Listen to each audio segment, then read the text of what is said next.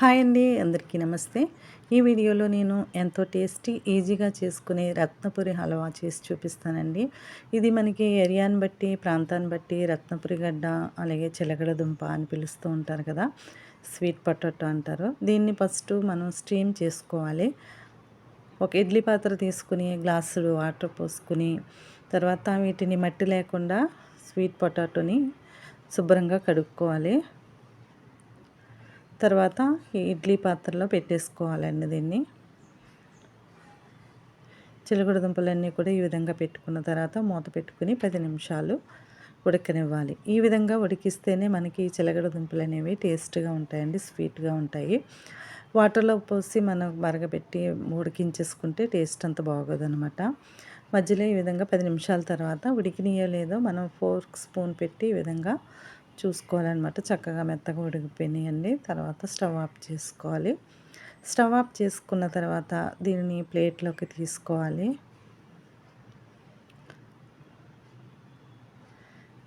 చల్లారిన తర్వాత వీటికి పైన ఉన్నటువంటి తొక్కంతా తీసేసుకోవాలండి నీట్గా. మొత్తం ఇవన్నీ కూడా ఈ విధంగానే ఒలిచేసుకోవాలి. తొక్క నీట్గా తీసేసుకున్న తర్వాత ఫోర్క్ స్పూన్ తీసుకుని స్మాష్ చేసుకోవాలి మొత్తం అన్నీ కూడా.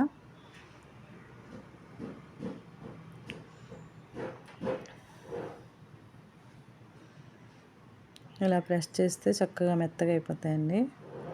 నేను ఒక చేత్తో సెల్ పట్టుకున్న వల్ల ఇది కదులుతుంది అంతే. చక్కగా మెత్తగా ఉడికిపోయినాయండి ఇవి. స్పూన్తో పెట్టుకుని చేత్తో పట్టుకుని ఈ విధంగా స్ప్రెడ్ చేశారంటే మొత్తం అంతా కూడా ఇదిగోండి స్మాష్ చేసుకుని పక్కన పెట్టేసుకోండి.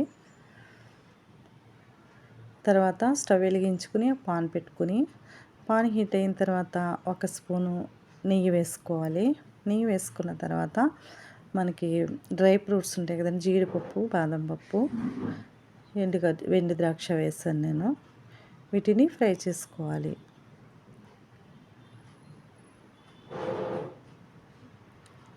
ఇవి ఫ్రై అయిన తర్వాత సెపరేట్గా ఒక బౌల్లోకి తీసుకోవాలి.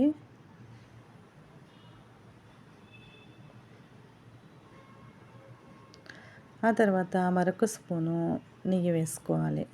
నెయ్యి వేసుకున్న తర్వాత ఒక 3 స్పూన్స్ బొంబాయి రవ్వ వేసుకోవాలి. కరాచీ అంటారు కదా, ఉప్మా వండుకునే రవ్వ, దాన్ని వేసుకుని బాగా ఫ్రై చేసుకోవాలి. మంచి కమ్మటి వాసన వచ్చేంత వరకు ఫ్రై చేసుకోవాలి. దీన్ని ఎందుకు వేసుకుంటున్నామంటే మనకి అది హల్వా అనేది మరి మెత్తగా ఉండకుండా మనకి కొంచెం బరకగా రావడం కోసం ఈ రవ్వ వేసుకోవాలి. రవ్వ నేను తక్కువ వేసాను కాబట్టి నాకు ఇందులోనే మనకి ఉడికిపోతుందండి. ఒకవేళ మీరు ఎక్కువ వేసుకుంటే కనుక ఇప్పుడే వాటర్ వేసుకుని కొద్దిగా ఉడికించుకోవాలి. ఈ రవ్వ అంతా బాగా ఫ్రై అయిన తర్వాత మనం స్మాష్ చేసి పెట్టుకున్న చిలకడ దుంప మిశ్రమాన్ని అందులో వేసేసుకుని బాగా కలుపుకోవాలి. మధ్య మధ్యలో నెయ్యి వేసుకుంటూ కలుపుకోవాలి. నెయ్యి ఎంత వేసుకుంటే అంత టేస్ట్ అనమాట దీనికి.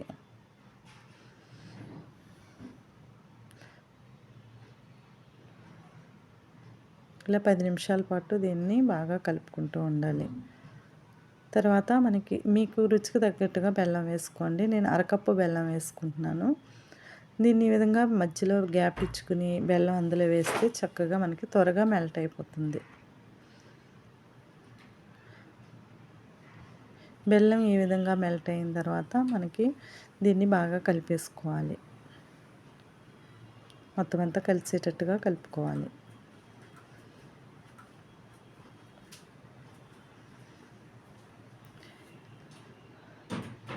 ఈ విధంగా మధ్య మధ్యలో నెయ్యి వేసుకుంటూ కలుపుకుంటూ ఉండాలి.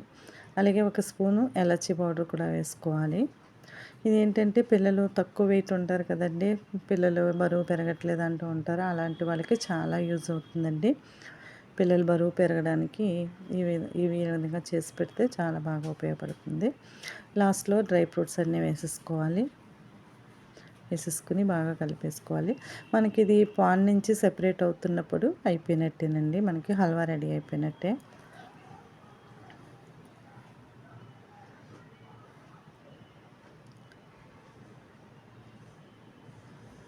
ఎందుకంటే పాన్ నుంచి సెపరేట్ అవుతుంది కదా, ఇంకా మనకి రెడీ అయిపోయింది. సర్వింగ్ ప్లేట్లో తీసుకుని సర్వ్ చేసుకోవడమే.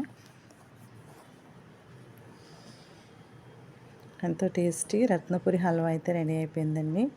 చిలకడదుంప హల్వా.